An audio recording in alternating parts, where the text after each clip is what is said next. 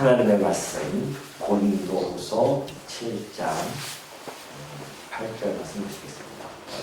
그러므로 내가 편지로 너희를 근심하게 한 것을 후회하였으나 지금은 후회하지 아니함은 그 편지가 너희로 잠시만 근심하게 한 줄을 압니다.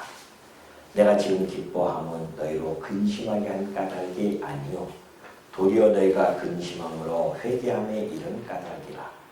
너희가 하나님의 뜻대로 근심하게 된 것은 우리에게서 아무 해도 받지 않게 하려 합니다. 하나님의 뜻대로 하는 근심은 후회할 것이 없는 구원에 이르게 하는 회개를 이루는 것이요 세상 근심은 사망을 이루는 것입니다. 보라, 하나님의 뜻대로 하게 된 이 근심이 너희로 얼마나 간절하게 하며 얼마나 변정하게 하며 얼마나 분하게 하며 얼마나 두렵게 하며 얼마나 사모하게 하며 얼마나 열심히 있게 하며 얼마나 벌하게 하였는가. 너희가 그 일에 대하여 일체 너희 자신의 깨끗함을 나타내었느니라. 그런즉 내가 너희에게 쓴 것은 그 불의를 행한 자를 위한 것도 아니요 그 불의를 당한 자를 위한 것도 아니요 오직 우리를 위한 너희의 간절함이 하나님 앞에서 너희에게 나타나게 하려 함이로라. 이로 말미암아 우리가 위로를 받았고 우리가 받은 위로 위에 디도의 기쁨으로 우리가 더욱 많이 기뻐함은 그의 마음이 너희 무리로 말미암아 안심함을 얻었음이라. 내가 그에게 너희를 위하여 자랑하는 것이 있더라도 부끄럽지 아니하니 우리가 너에게 이런 말이 다 참된 것 같이 기도 앞에서 우리가 자랑한 것도 참되게 되었도다. 그가 너희 모든 사람들이 두려움과 떨므로 자기를 영접하여 순종한 것을 생각하고 너희를 향하여 그의 심정이 더욱 깊었으니 내가 범사에 너희를 신뢰하게 된 것을 기뻐하노라. 16절까지 봉독해 드렸습니다. 예, 우리 8절부터 12절까지는 바울이 근심하게 하는 것에 좋은 결과가 나타나는 것에 대해서 칭찬하는 그런 내용으로 소개가 되어지는데요.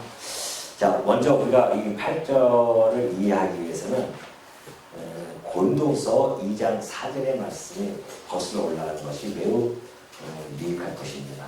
이해하는데 유익하다는 것이죠. 고린도후서 2장 4절 보면 이렇게 되어 있어요. 내가 마음에 큰 눌림과 걱정이 있어 많은 눈물로 너희에게 썼노니 이는 너희로 근심하게 하려 한 것이 아니요 오직 내가 너희를 향하여 넘치는 사랑이 있음을 너희로 알게 하려 함이라. 이렇게 되어 있습니다.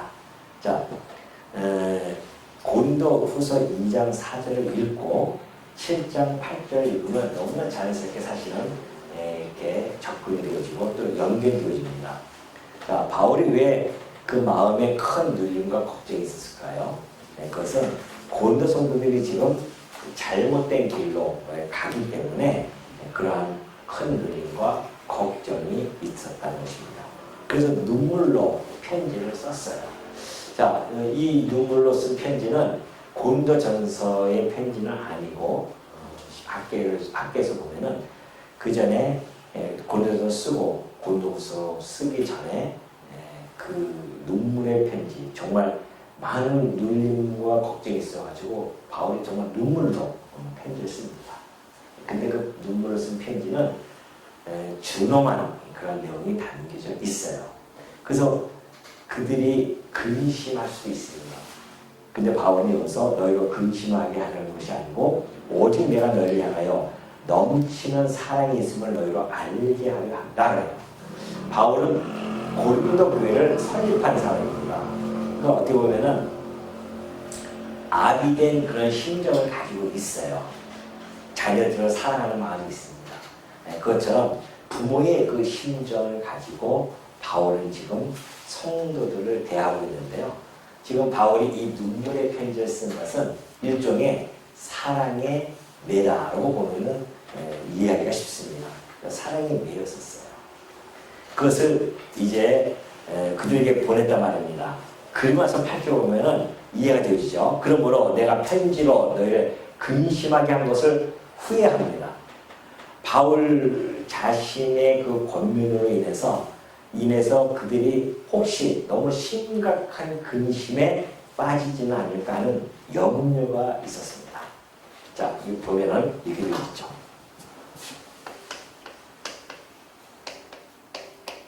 사랑의 눈물 편지하고 이렇게 한번 해봅시다. 눈물 편지가 있습니다. 바울이 지금 이 사랑의 눈물 편지를 보냈어요.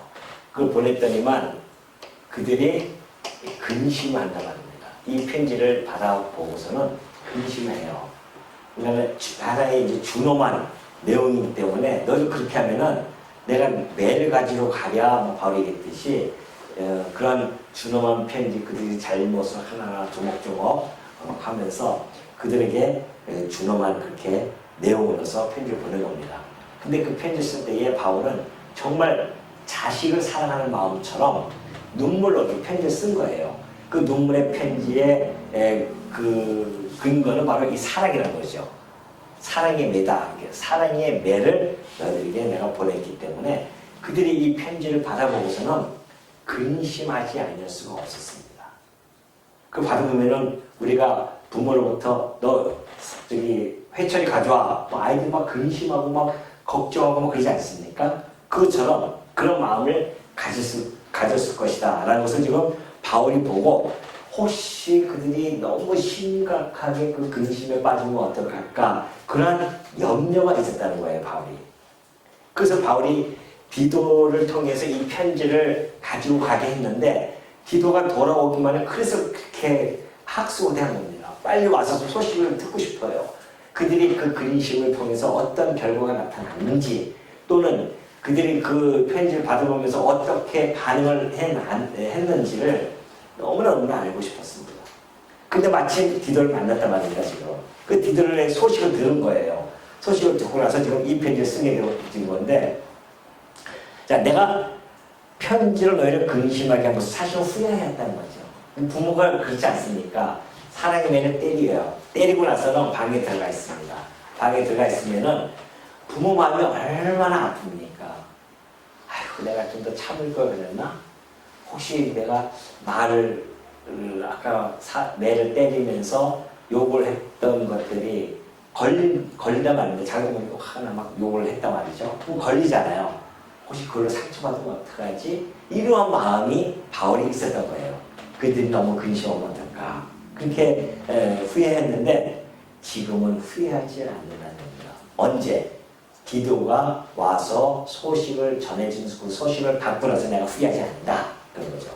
왜냐하면 그 편지가 너희로 잠시만 근심하게 한 줄을 내가 알기 때문에 그렇다는 겁니다. 너희들이 이 근심에 머물렀는데 이 편지를 받으면 근심할 수밖에 없죠. 근데 그 근심이 잠시 머물었어요. 여기서. 이 근심조차 안 한다고 하면 그건 문제가 있는 거죠. 근데 성도들이 근심했단 말입니다. 그 근심이 잠시 근심하게 한 줄을 알았다는 겁니다. 디도의 소식을 통해서. 그러면서 구절에 보니까 내가 지금 기뻐함은 너희로 근심하게 할 까닭이 아니요 도리어 너희가 근심함으로 회개함에 이른 까닭이라.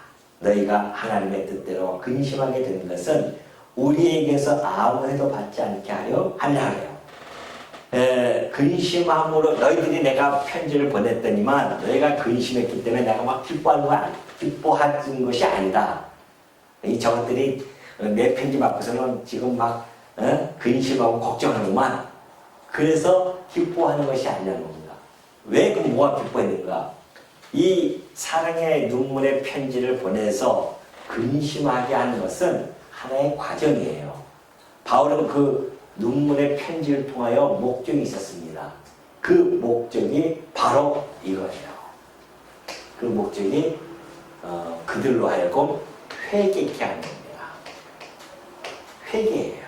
그들이 회개를 했단 말입니다. 그 회개했다는 소식을 들었어요. 근심함으로 회개함에 이른 까닭이라. 그래서 내가 너무나 기쁘다는 겁니다. 회개를 했다는 거죠. 이 회개라고 하는 것은 그냥 회개로 끝나지 않습니다. 진정한 회개는 생각의 변화를 가지고 와요. 전 인격적으로 변화가 되어지는데 삶에 커다란 근본적인 변화가 주어지는 겁니다. 그게 진정한 회개입니다. 우리가 말로만 회개한다고 해서 회개가 되어지는 것이 아니에요. 그리고 형식적인 회개입니다. 진정한 회개라고 하는 것은 내 생각의 변화를 가져오게 되어집니다. 그래서 아이들이 만약에 내가 너 남의 것을 훔쳤어요. 훔쳐서 너 왜 그렇게 훔쳤어 하면서 사랑의 매를 때렸단 말입니다. 그래서 그가 근심하면서 아마 울면서 그래요. 그러더니만 나와가지고서는 아빠 내가 잘못했어요. 회개하는 거 아니겠어요? 다음부터 안 그럴게요. 그러고서는 내일 가봤더니만 또 남의 걸 훔쳐와요. 그러면 그 녀석이 진정 회개했을까요? 그게 아니라는 것입니다. 진정 회개라고는 이제 내가 잘못을 뉘우치고 깨닫고서는 남의 것을 훔치면 안 되겠구나 라는 생각을 가지고 살아갈 수 있도록 것이죠. 이런 전 인격의 변화를 가져오는 것이 회개라는 겁니다. 그럼 바울이 이들이 회개했기 때문에 너무너무 기뻐했는데 그럼 그러한 결과를 보지도 못하고서는 기뻐했을까요? 아니에요. 그 내용이 11절의 내용이었습니다. 그 11절 때 다시 한번 살펴보도록 하고요. 그러면서 회개함에 이른 까닭이라 또 너희가 하나님의 뜻대로 9절입니다. 하반절 너희가 하나님의 뜻대로 근심하게 된 것 이것이 그들이 근심이 하나님의 뜻대로 근심하게 되어진 것입니다. 왜냐하면 사랑의 눈물의 편지는 말씀의 원리를 가지고서는 바울이 편지를 쓰거든요. 자기 생각으로 편지를 쓰지 않습니다. 바울이 지금까지 서신서를 쓴 것처럼 바울이 이것이 물론 남겨져 있지는 않지만은 바울이 이 눈물로 편지 썼을 때도 그는 말씀의 원리를 가지고 그가 편지를 쓰죠. 그렇기 때문에 그들이 그 말씀을 듣고 근심하게 되어진 것이 하나님의 뜻대로 하는 근심이에요. 왜냐하면 하나님의 뜻대로 하는 근심은 반드시 회개까지 돌출되어지기 때문에 그렇습니다. 그러니까 바울이 지금 거기에 대해서 설명해 주고 있는데 내가 하나님의 뜻대로 근심하게 된 것은 우리의 것을 아무 해도 받지 않게 하라는 것이다. 다시 말해서 바울이 지금 사랑의 눈물 편지를 보냈더니만 그들이 그 편지를 받고 낙심을 하거나 절망을 하거나 그러면 해를 받는 거 아니겠어요? 내가 너에게 편지 쓴 것은 낙심하고 절망하고 쓴 것이 아니라는 겁니다. 그래서 그들이 바울에게서 바울도 더 이상 더 오해를 하고 그래서 바울을 떠나게 되어지는 그렇게 하기 위해서 내가 편지를 쓴 건 아니라는 겁니다. 그 뭔가 바울을 이해하는 거죠. 바울을 이해하고 바울에 대해서 용납하고 바울에 대한 오해와 편견 등에서 벗어날 수 있는 것. 너희들 나에 대해서 잘못 알았던 것을 이 편지를 통해서 좀 다시 그 관계가 회복되어지기 원하는 것. 그래서 바울과의 관계죠. 사도와의 관계인데 바울을 이해하고 이해할 뿐만이 아니라 바울을 용납해 주는 것, 받아주는 것 이런 것입니다. 이것이 이제 이 근심하게 되어지는 눈물의 편지, 곧 하나님의 뜻대로 하는 근심의 목적입니다. 이게. 지금 바울의 목적이 두 가지가 나타나 있죠. 하나는 이게 근본적인 하나의 목적이라고 한다면 이것은 이제 소극적인, 이건 적극적인 목적이라고 한다면 이건 소극적인 목적을 할 수 있죠. 바울을 좀 이해하고 용납해 주길 바라고. 더욱 적극적인 것은 그가 회개해서 그들이 돌이켜서 다시 생각의 변화를 좀 가져올 수 있는 것, 그 결과를 또 나타내는 것, 이것을 지금 바울이 했기 때문에 그래서 우리가 너희가 하나님의 뜻대로 근심하게 된 것은 우리에게서 아무 해도 받지 않게 하려 함고 오히려 바울을 이해해주고 용납해주기를 바랐다는 것이죠. 그러면 10절 자 하나님의 뜻대로 한 근심은 후회할 것이 없는 구원에 이르게 하는 회개를 이루는 것이요. 제가 9절에 있는 말씀 좀 더 세분화시켜서 좀 설명해 가고 있는데요. 구원에 이르게 하는 회개를 이루는 것이요. 세상 근심은 사망을 이루는 것이라. 자, 근심의 성질도 잘 나타나 있죠. 바울이 지금 하나님의 뜻대로 하는 근심, 이렇게 말씀의 원리에 따라서 근심을 해서 회개까지 이르는 것. 이게 하나님의 뜻대로 하는 근심이라는 말입니다. 우리는 그래서 이 근심을 갖다가 뭐라고 하냐면은 경건한 근심, 또 혹은 어떤 신령한 근심, 이렇게 볼 수 있습니다. 우리의 이 근심이라고 하는 것은 세상적인 근심과는 결을 달리합니다. 세상적인 근심이라고 하는 것은 자기의 죄의 본질에 폭 빠져 있는 거죠. 그 죄의 본질 때문에 나타나는 근심이 있어요. 그 죄를 갖다가 범하면서 또는 탐욕을 범하면서 그 탐욕이 채워지지 않을 때에 그 걱정하고 근심하고 이런 것들이 있지 않습니까? 그 탐욕으로 인해서 그 근심하는 것들은 회개에 이르게 하지 않습니다. 그것은 결국은 멸망에, 사망에 이르게 하는 거죠. 육신도 점점 피폐해지고 영혼도 피폐해질 수밖에 없는 겁니다. 그러나 하나님의 뜻대로 하는 이 근심이라고 하는 것은 말씀을 통해서 깨닫는 겁니다. 근심하는 거죠. 근심하는 거. 그래서 그 근심은 경건한 근심이라고 이렇게 이야기해 주는 겁니다. 신령한 근심으로 할 수 있죠. 이 근심을 통해서 회개하게 되어지기 때문에 그렇답니다. 그래서 그 10절의 말씀이 이제 그런 거죠. 그러니까 이 경건한 신령한 근심은 예를 들면은 베드로라고 할 수 있죠. 베드로가 예수님을 3번 부인하지 않습니까? 근데 닭이 꺾여 하는 때에 예수님의 말씀이 생각이 났어요. 네가 나를 3번 부인할 것이다. 그 말씀을 생각하고 통곡을 합니다. 회개를 합니다. 그리고 그는 전혀 다른 병모가 되어서 정말 목숨을 내던지고 복음을 전하는 그러한 사도로 변모하지 않습니까? 그런가 하면은 세상의 근심은 소위 이제 가룟유다라고 볼 수 있죠. 가룟유다처럼 예수님을 팔고서는 그것이 잘못된 원로 자기 양심의 가치를 느껴요. 그래서 그가 그 뉘우치고 스스로 목을 내서 죽습니다. 그 사망에 이르지 않습니까? 그러한 세상의 근심, 자기 탐욕으로 인해서 예수님을 팔고 은삼십을 가졌는데 그것조차도 자기가 쓰지 못하고 죽어버려요. 던져버리고서는 그가 죽으려고 합니다. 그런 근심이 있습니다. 오늘 우리 성도에게 있어서 이 근심이라고 하는 것은 하나님 뜻대로 하는 근심입니다. 이거 얼마나 아름다운 근심이에요.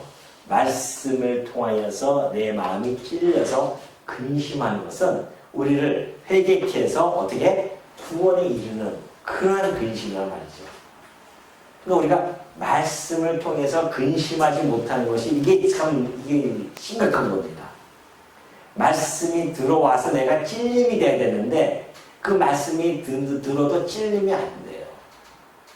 예수님이 오셔서 말씀하셨던 것처럼 피리를 불어도 그냥 흥도 안 하고 가만히 있고 그러고죠. 뭐 노래를 해도 뭐 풍악을 울려도 춤도 추지 않냐고.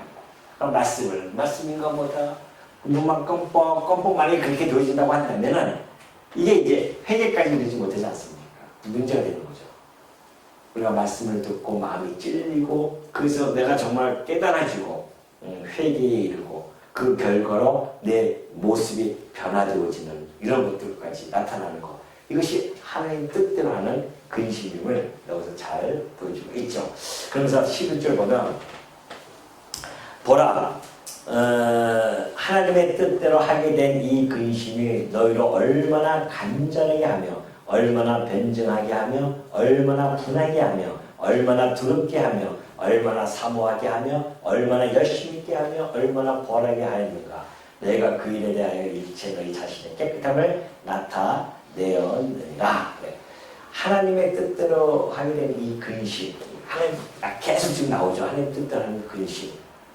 이걸 변화가 시킵니다. 하나님께서 회개시키는 거죠. 회개에서 구원에 이르는 것인데 이사야 선지자 통해서 하나님이 하신 말씀이 있습니다. 여호와께서 말씀하실 때에 오라 너도 와서 나와 변론하자 그래요. 변론하자는 것은 다 너는 죄를 다 토설하라. 그러면 내가 비록 주홍 같은 죄라 할지라도 내가 흰눈같이 해주겠다는 겁니다. 내가 진홍같이 같은 죄를 할지라도 내가 양털같이 해주겠다는 거 아니겠어요? 그게 하나님의 그 관대함, 그 하나님의 긍휼하심이란 말입니다. 누구든지 죄를 범하면 하나님 옆에 가서 변론하는 거예요. 토로선하는 겁니다. 주여, 내가 죄인으로서 이라면은 우리 주님은 얼마나 긍휼하심이 크고 자비하심이 큰지 그냥 용서해 주실 수 있는 분이십니다. 그러니까 우리가 회개라고 하는 것이 그래서 중요한 겁니다. 그래서 바울이 얘기했듯이 지금 너희들이 회개한 것을 내가 기뻐했는데 그러면 그들이 회개한 것을 어떻게 하냐 말이죠. 그들의 변화가 주어진 겁니다. 그 변화가 11절이에요. 자, 그들이 하나님 뜻대로 한 근심을 통해서 영적인 유익을 얻었습니다. 영적인 유익을 얻었어요. 그 영적인 유익의 결과를 우리가 보면은, 자, 이게 11절의 내용입니다. 먼저 간절합니다. 그들이 간절했어요. 간절하다고 하는 것은 그동안 어떠한 사건들이 있었음에도 불구하고 거기에 대해 그냥 무관심해요. 반응도 없고 무관심합니다. 그리고 그런 일들을 아주 등한히 여길 거예요. 근데 그들이 회개하고 나서는 그러지 않았다는 겁니다. 무관심하거나 등한히 여긴 것이 아니라 그들이 오히려 정말 정성이 깊은 행위, 간절하는 것이 뭡니까 이게 정성 깊은 행위라고 할 수 있죠. 정성이 깊고 정성을 다해서 그런 행위가 너희들이 간절함을 나타냈다는 겁니다. 벌써 변화가 주어졌어요. 뿐만이 아닙니다. 그들에게 뭐가 나타나면 변증이에요. 그 위에 얼마나라고 하는 것은 그 위에 또 변화가 주어졌는데 변증입니다. 변증. 변증을 하는 건데 변증이라는 것은 자기들이 범했던 그런 죄 또는 그런 죄들을 진지하게 그들 깨닫고 서로 사과한다거나 또는 용서를 구하는 것이죠. 자기의 죄를 사과하고 또는 용서를 구함. 이게 변증입니다. 자기네들이 변증을 하는 거예요. 내가 이건 잘못했다. 이것을 갖다가 서로가 토소하고 또 그것을 용서를 구하는 일들. 그리고 분했대요. 그들이 분했다고 하는 것은 그들이 자기네들이 그 거짓 선지자들, 거짓 교사들에 대한 그런 그들을 향한 어떤 분함 또는 자기네들이 지난날에 행했던 그런 잘못된 범죄에 대한 그래서 스스로를 향한 분노함이 있는 겁니다. 그래서 범죄에 대한 분노죠. 이 분노는 자기네들이 행했던 그런 범죄들, 잘못들 여기에 대한 스스로가 분노하는 거예요. 우리가 혹시 잘못하면 그러잖아요. 아이고 내가 왜 그랬을까? 내가 분노. 근데 이것이 만약에 회개가 없었으면은 자기네들이 행했던 그 범죄에 대한 분노도 없어요. 무관심하고 등한히 여겼단 말입니다. 그런데 그들이 깨닫고 나서는 우리가 정말 이렇게 하면 안 되는데 왜 이렇게 했을까? 라고 막 분노가 막 일어나요. 우리 스스로가 자책을 합니다. 그런 분노가 일어났다는 것이죠. 뿐만 아니라 두려움도 있습니다. 두려움이라고 하는 것은 물론 이제 두려움이죠. 자기네들이 잘못한 것에 대해서 바울이 내가 매를 가지고 가랴 하면서 막 주름한 핀들을 썼지 않습니까? 그걸 보고서는 자기네들이 잘못에 대한 두려움이 있을 뿐만이 아니라 더 나아가서는 하나님에 대한 두려움이 왜 없겠습니까? 하나님에 대한 두려움 또는 바울의 어떠한 이제 치리 같은 거죠. 바울 치리에 대한 두려움이 왜 없겠습니까? 그런 것에 두려움을 그들이 가질 수 있었다는 거. 이거 맞죠? 두려움마저 그때는 없었거든요. 그런데 그들이 깨닫고 나서는 그런 두려움을 가졌다는 겁니다. 또 그들이 사모했다는 거죠. 얼마나 사모하게 했는가. 사모라고 하는 것. 그래서 정말 바울 일행에 대한 자기네들이 바울 일행에 대해서 잘못한 것들 이런 것들에 대해서 청산하고 그 관계를 다시 청산하고 싶어하는 그런 강한 욕구가 일어나기 시작합니다. 사모하기 시작해요. 그들에게 복음을 전했던 그 바울의 일행들 이들을 사모했단 말입니다. 사모하는 마음이 다시 생겼어요. 거짓 선생들에 의해서 분쟁이 일어나고 막 그랬었는데 그들이 다시 바울이 진정한 사도였구나 걸 깨닫고 나서는 바울을 점점 그들 일행을 사모하는 그런 사모함도 있었고요. 또 그들의 열심이 생겼습니다. 열심이라는 건 뭡니까? 그동안 무관심했던 그런 선한 일들, 그죠? 선한 일들에 대한 열심이 그들에게 있었습니다. 막 생겼어요. 하나님의 일, 하나님을 향한 그 열심 이런 것들이 막 생기기 시작한 거죠. 열심들도 생겼고 그리고 벌함도 있습니다. 벌함이라고 하는 것은 권징이죠. 이 권징이 시행이 됩니다. 그들의 권징이 없었습니다. 그에 대해서. 그런데 그런 권징이 시행을 해야 합니다. 이러한 영적인 유익, 자 말씀을 듣고 근심하고 깨달아서 회개하게 되어집니다. 그 회개하는 자들이 영적 유익을 얻게 되어지는데 그 결과가 이런 일들이 그렇게 삭막하고 무관심하고 등한히 여겼던 그 본도 교회에 변화가 주어집니다. 성도들의 그 생각의 변화, 삶의 변화가 주어지는데 그 변화가 이렇게 나타나는 거예요. 그러니까 우리가 회개를 한다고 하는 것은 변화없는 회개라고 하는 것은 사실은 의미 없는 회개입니다. 그러니까 우리가 정말 회개하지만 그 회개한 그 내용을 깊이 통찰하고 그 내용에 대한 회개의 내용을 다시 반복해서 하지 아니하도록 우리가 늘 힘써서 해야 되는 것이 중요한 겁니다. 열심히 회개하면 뭐냐 말이죠. 회개하고서는 곧바로 똑같은 일을 또 하면은 예수님도 그러지 않습니까?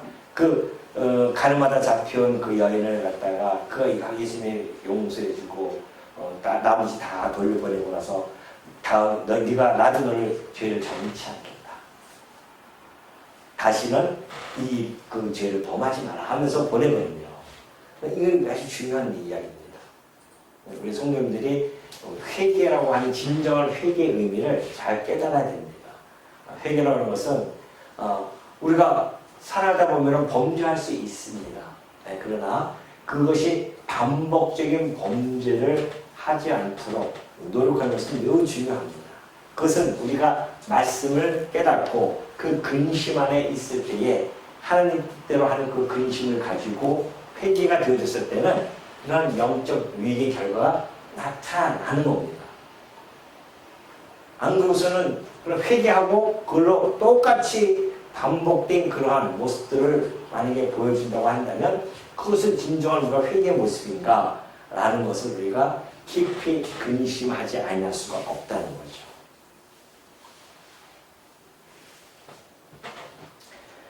그러면서 그래서 너희들이 그 일에 대하여 일체 너희 자신의 깨끗함을 나타내었느니라. 그런즉 10절 내가 너에게 쓴 것은 그 불의를 행한 자를 위한 것도 아니요 그 불의를 당한 자를 위한 것도 아니요 오직 우리를 위한 너희의 간절함이 하나님 앞에서 너희에게 나타나게 하려 함이다. 자, 바울이 이 편지를 쓴 것은 어떤 특정한 자를 위해서만 쓴 건 아니라는 겁니다. 바울의 편지는 궁극적으로 이러한 하나님의 뜻대로 하는 근심을 통하여서 이러한 11절의 내용, 변화를 너희들이 주어지는 것, 변화가 일어나는 것, 이 간절한 마음을 가지고 바울이 편지를 썼다는 거죠. 13절. 그러면서 이제 이로 말미암아 우리가 위로를 받았고 우리가 받은 위로 위에 디도의 기쁨으로 우리가 더욱 많이 기뻐함은 그의 마음이 너희 무리로 말미암아 안심함을 얻었음이라. 자, 이로 말미암아 이게 뭐예요? 이로 말미암아 이것으로 말미암아 바울과 그리고 디도 뿐만이 아니라 그 일행들이죠. 바울과 함께 다니는 그 일행들. 이들에게 주어질 이 결과에 의해서 고린도교회의 이 변화를 통해서 이들에게 나타나는 현상은 위로함을 받습니다. 이게 위로예요. 바울이 너무너무 위로가 되어지는 겁니다. 자기 그 고린도 성도들이 자기의 그 눈물의 편지를 받아보고 근심해서 회개하여 이런 영적 위기의 결과를 얻었으니 얼마나 위로가 되겠어요. 이게 목회자의 위로 아니겠습니까? 저도 마찬가지죠. 저도 말씀을 전해서 성도들이 정말 그걸 깨닫고 근심해서 돌이켜서 새로운 모습으로 변화가 되어지는 것. 이걸 볼 때에 목회자로서는 얼마나 큰 위로인지 모르죠. 힘이 돼요, 그게 사실은. 그거보다 더 큰 위로가 없겠습니까, 목회자가. 그 위로에다가 디도로부터 더 소식을 들어요. 또 무슨 소식을 듣냐면은 이 성도들이 디도를 사도처럼, 바울이 사도처럼 그렇게 그 권위를 인정해주고 존중해주고 그 편지를 잘 받아주어서 이런 변화가 주어졌어요. 그래서 이 디도를 아주 지극정성으로 그렇게 대해줍니다. 그 소식을 들었어요, 바울이. 얼마나 걱정했었습니까? 바울이 저 눈물의 편지를 디도를 통해서 보냈을 때에 걱정을 많이 했단 말입니다. 가가지고서는 혹시 봉변을 당하면 어떡하지? 그 편지 읽고서는 하면서 막 이렇게 보내면 또 어떻게 해요? 그렇게 그래서 바울이 근심이 많았었는데 디도의 소식을 듣고 나서 이러한 변화들이 주어지면서 디도에게 그렇게 사도처럼 그렇게 잘 대해줬기 때문에 그 소식을 듣고 너무너무 기뻐합니다. 그래서 그 위로 위에 소위 뭐예요? 요즘 유행하는 게 1+1이 위로 위에 위로라고 하잖아요. 그죠? 그 표현이 그거 아닙니까? 이로 말미암아 우리가 위로를 받았고 우리가 받은 위로 위에 디도의 기쁨으로 우리가 더욱 많이 기뻐함은 그의 마음이 너희 무리로 말미암아 안심함을 얻었어요. 디도가 그 성도들을 통해서 안심함을 얻습니다. 그래서 14절 내가 그에게 너희를 위하여 자랑한 것이 있더라도 부끄럽지 아니하니 우리가 너희에게 이런 말이 다 참된 것 같이 디도 앞에서 우리가 자랑한 것도 참되게 되어줬다. 바울이 디도에게요 고린도 성도들을 갖다가 얼마나 자랑했는지 몰라요. 편지를 가져가기 전에 걱정하지 마라. 이 편지 가져가라. 그리고 고린도 성도들은 이런 면이 참 자랑스러워. 또 보냈단 말입니다. 근데 만약에 그 바울의 자랑과 다른 면모가 나타나면 얼마나 부끄럽겠어요, 바울이 사도로서. 그런데 놀랍게도 그 자랑거리가 다 드러났기 때문에 바울이 그것에 너무 기쁜 거 아닙니까? 그래서 너희들에 대한 신뢰, 너희들을 자랑한 것이 그대로 디도 앞에서 우리가 자랑한 것이 그대로 다 참되게 되었다. 정말 바울 말이 맞구나. 그래서 바울의 말이 참되게 되어진 거 너무 기쁘지 않습니까? 그래서 다시 한번 바울도 그렇고 디도도 그렇고 이 성도들에 대한 신뢰가 아주 쌓이게 되어지는 겁니다. 신뢰가 있어요. 신뢰가. 그러면서 그가 너희 모든 사람들이 두려움과 떨므로 자기를 영접하여 순종한 것을 생각하고 너희를 향하여 그의 심정이 더욱 기뻤으니, 그죠? 디도를 갖다가 두려움과 떨므로 자기를 영접했다요. 순종한 것을 생각하고 너희를 향하여 그의 심정이 더욱 기뻐졌으니. 누가? 디도가. 그 성도들이 디도를 두려움과 떨므로 디도를 영접합니다. 이 편지를 가져갔을 때에. 그러니까 사도의 편지를 가져왔으니 그 사도권까지 다 인정해 주는 거죠. 그래서 그 디도가 성도들에 대한 사랑이 더욱 깊어졌어요. 사랑이 더욱 깊어집니다. 사랑이 더 생겨요.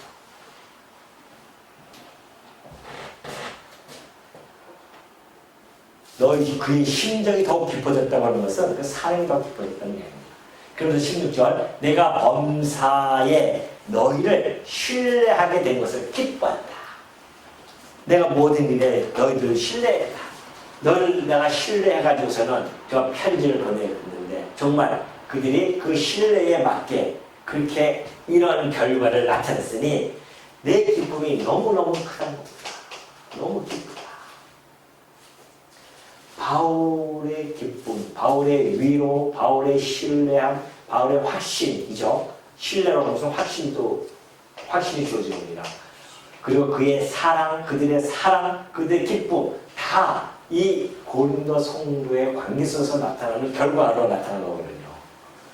이게 이제 소위 지도자, 목회자들은 성도를 통하여서 이러한 위로와 신뢰와 사랑과 기쁨을 누리는 겁니다. 성도들이 이러한 영적 유익의 결과를 나타낼 때 가장 이런 것들이 기쁨 아니겠어요? 이것도 더 기쁨이 어딨습니까? 성도들이 정말 이 말씀에 천착을 해서 기뻐하고 말씀을 통해서 깨달아지고 말씀을 듣고 점점 변화가 되어지고 그래서 점점 자라나는 모습 그걸 볼 때마다 얼마나 기쁘고 그 성도가 얼마나 사랑스럽겠냐 말이죠. 목회자는 성도가 뭐 이쁘게 잘 꾸미고 와서 사랑스러운 게 아니라 뭐예요? 말씀을 속에서 무럭무럭 자라나는 그 모습만 보면은 너무 기쁜 거예요. 그걸 위해서 보냄을 받은 거 아닙니까, 목회자가. 그런데 성도들이 그러면 얼마나 기쁘겠어요. 사랑스럽고 그 자라나는 모습 보면. 그도 저를 통해서 목회자를 통해서 말씀을 전하게 하고 그 전해진 말씀을 가지고 자라나는 모습을 보면은 하나님께 얼마나 우리가 감사하고 성도에 대한 사랑이 있고 기쁨이 있고 또 그것처럼 큰 위로가 어디 있어요. 부모들이 자식들이 자라나는 모습 보면 그것이 얼마나 큰 위로가 되어집니까. 말 한마디 안 쓰던 용어 하나 쓰면 얼마나 그것이 이뻐 보이고 으이구 막 이뻐지고 그러겠어요. 우리 지호이잖아요. 둘째 녀석이 그렇게 잘 어린이집에 가더니만 어느 날 갑자기 막 짜증을 내면서 그러더래요. 그 조그만 애가 하는 이야기가 왜 꼭 어린이집을 가야 돼? 이렇게 한대요. 가기 싫다 이거죠. 네? 그 짜증내요. 그래.